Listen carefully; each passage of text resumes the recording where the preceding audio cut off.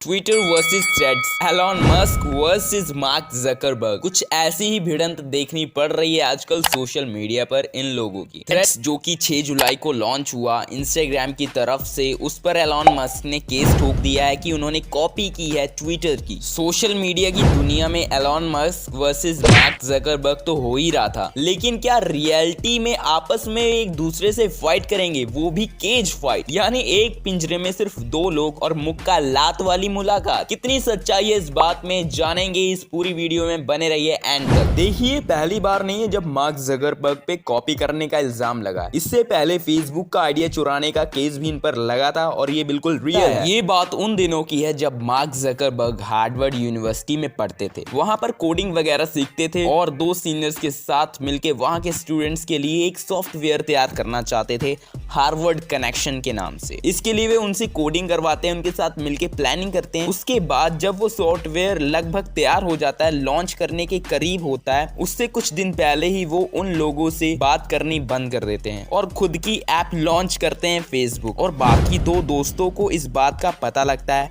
और वो फेसबुक को एनालाइज करते हैं और उन्हें पता लगता है कि ये तो बिल्कुल उसी डाटा का इस्तेमाल किया गया है जिससे वो हार्वर्ड कनेक्शन बनाने वाले थे। ये तो बिल्कुल ट्रू कॉपी है उसकी। फिर क्या था, और ये बात जब तक उनको पता चली, लेकिन तब तक फेसबुक काफी पॉपुलर हो चुका था, उसकी पॉपुलैरिटी दिन ब दिन बढ़ती जा रही थी और वो दोनों मिलकर फिर आखिर में केस लगा देते हैं। इसमें बात खास ये है कि इसमें से एक इंडियन भी शामिल है जिसका नाम है दिव्य नरेंद्र, और ये केस लगभग 4 साल चलता है। और आखिर में जब वो दोनों प्रूव कर देते हैं कि सच में ये कॉपी किया गया है, तो मार्क जकरबर्ग को 325 करोड़ रुपए देने पड़ जाते हैं, जो कि आज की डेट में बहुत ही कम है फेसबुक की वैल्यूएशन के आगे। तो धीरे धीरे फेसबुक एक ऐसा प्लेटफॉर्म बन चुका था जहां पर हर प्रकार के लोग आ चुके थे। एक तरह से वह किंग बन चुका था सोशल मीडिया का। लेकिन कुछ सालों बाद जब फेसबुक ने देखा उसकी टक्कर में इंस्टाग्राम आ चुका है, जहां पर काफी ज्यादा ट्रैफिक देखने को मिल रहा है, उन्होंने ज्यादा देर नहीं की और 2012 में पूरे 7200 करोड़ रुपए में इंस्टाग्राम को खरीद लिया। उसके बाद उनकी नजर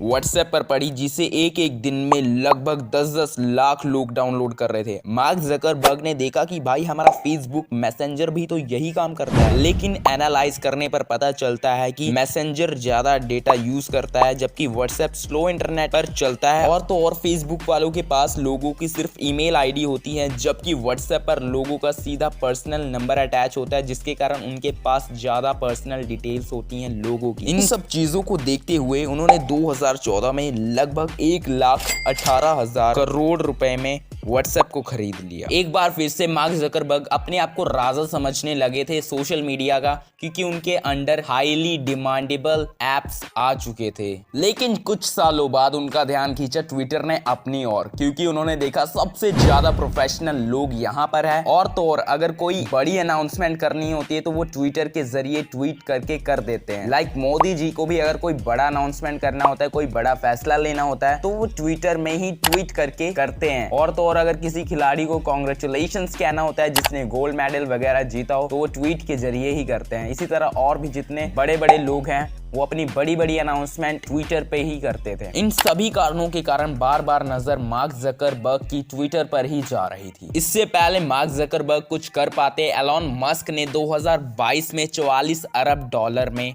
ट्विटर को खरीद लिया। एलॉन मस्क दुनिया के सबसे अमीर आदमी तो हैं ही, लेकिन ये ट्विटर के भी बहुत बड़े दीवाने थे। ट्विटर को खरीदने से पहले वे अपनी ट्वीट्स के कारण चर्चा का विषय बने रहते थे। एलॉन मस्क ने जैसे ट्विटर को खरीदा, उसके बाद उन्होंने ट्विटर के बहुत सारे एम्प्लॉयज को बाहर निकाल दिया। उन्होंने बहुत सारे न्यू रूल्स लागू कर दिए, जैसे कि ब्लू टिक ले सकता था कोई भी, बस $8 मंथली पे करना था। अगर आप एक दिन में 1000 से ज्यादा पोस्ट देखना चाहते हो, उसके लिए भी पे करना पड़ता था। अब इन चीजों से लोगों का दिमाग खराब हो ही रहा था कि तभी 4 बार लगभग ट्विटर का सिस्टम क्रैश्ड हो जाता है, जिससे लोगों का विश्वास डगमगा जाता है और वो अदर प्लेटफॉर्म में शिफ्ट होने लगते हैं। बट अभी भी ट्विटर जैसी फीलिंग किसी को भी नहीं आ रही थी किसी और प्लेटफॉर्म में, जिसका फायदा मार्क जकरबर्ग ने उठाया और लॉन्च कर दिया थ्रेड्स, जिस पर एलॉन मस्क ने ट्वीट कर दिया कि competition is fine but cheating is is not. इधर थ्रेड्स ने आते ही तबाही मचा दी। थ्रेड्स में जितने मर्जी पोस्ट देख सकते हो, एक बार में आप 10 फोटोज अपलोड कर सकते हो लाइक इंस्टाग्राम, और 500 कैरेक्टर दिए गए हैं कोई भी थॉट पोस्ट शेयर करने के लिए, जबकि ट्विटर में सिर्फ 5 फोटोज और लगभग 280 कैरेक्टर्स का इस्तेमाल आप कर सकते हो अपने थॉट्स वगैरह शेयर करने के लिए, और अगर इससे ज्यादा आप करना चाहते हो उसके लिए पेड वर्जन लगेगा। और यहीं पर थ्रेड्स सब कुछ फ्री दे रहा था। थ्रेड्स ने आते ही एक रिकॉर्ड ये भी तोड़ा कि सबसे कम समय में जिसने 1 मिलियन डाउनलोड्स कंप्लीट किए हैं। ट्विटर को 2 साल लगे, फेसबुक को 10 महीने, इंस्टाग्राम को 75 डेज, चैट जीपीटी को 5 डेज, लेकिन थ्रेड्स ने यही रिकॉर्ड सिर्फ 1 घंटे में तोड़ दिया। अब इन सभी चीजों को देखकर एलन मस्क पड़ गए टेंशन में, और इसीलिए उन्होंने